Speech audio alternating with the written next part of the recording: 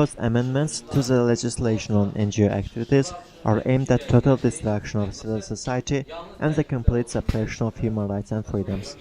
This was the main idea of the urgent meeting of civil society held at the Institute for Reporters' Freedom and Safety on February 7th. The meeting was held as a result of parliamentary committee approval of draft amendments to tighten control over grants and donations received by NGOs, religious structures, and other organizations.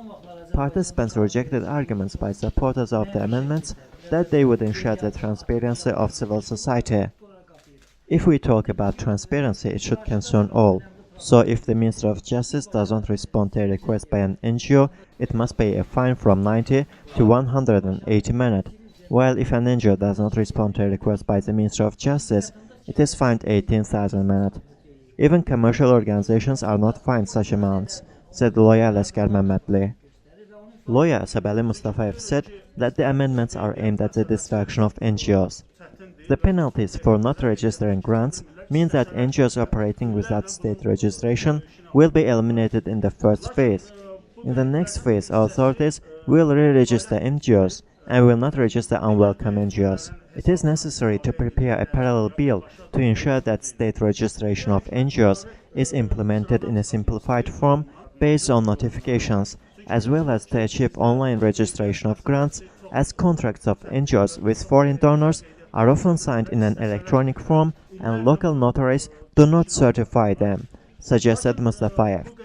Arastun Orujlu, director of the East-West Studies Center, believes that there is no sense in looking for logic in the activity of authorities.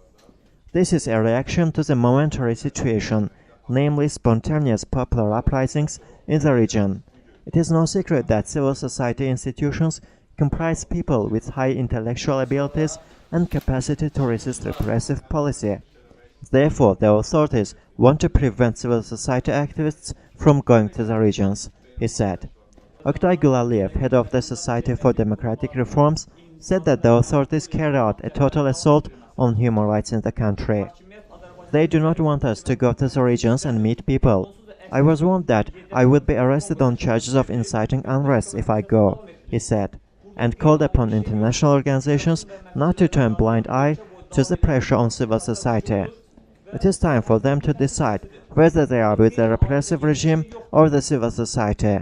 After the PAC rejected Strasser's report on political prisoners in Azerbaijan, there has been a new wave of repression and new political prisoners, said Gulaliev. RFS Director Emin Huseynov believes that Azerbaijan will follow the examples of Russia and Belarus.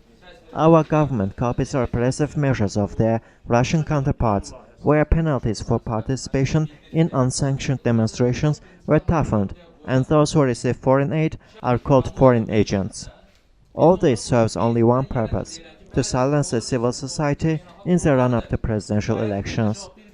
In democratic countries, civil society performs the function of civil control, while in Azerbaijan, the proposed amendments are aimed at tightening control on the activities of civil society, said Emin Huseynov.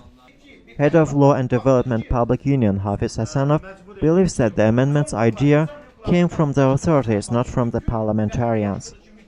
International organizations' attitude to these events is inadequate. They'd better change their policy of issuing ineffective statements, said Hasanov. The discussions resulted in the adoption of a decision to appeal to the parliament to withdraw the said reactionary amendments. If this appeal is ignored, another appeal will be sent to the president to veto the reactionary law. An appeal will also be made to international organizations to influence the authorities to prevent the adoption of amendments aimed at stifling civil society. Civil society representatives announced that they reserve the right to start mass protests if the authorities do not heed to their demands.